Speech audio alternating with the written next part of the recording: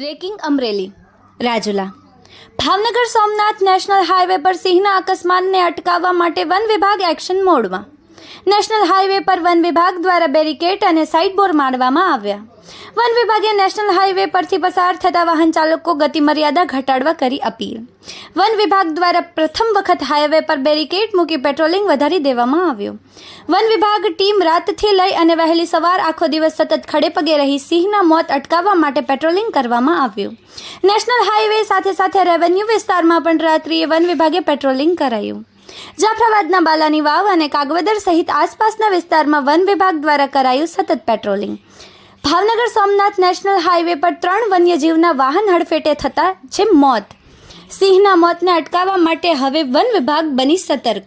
Virji Shiyal.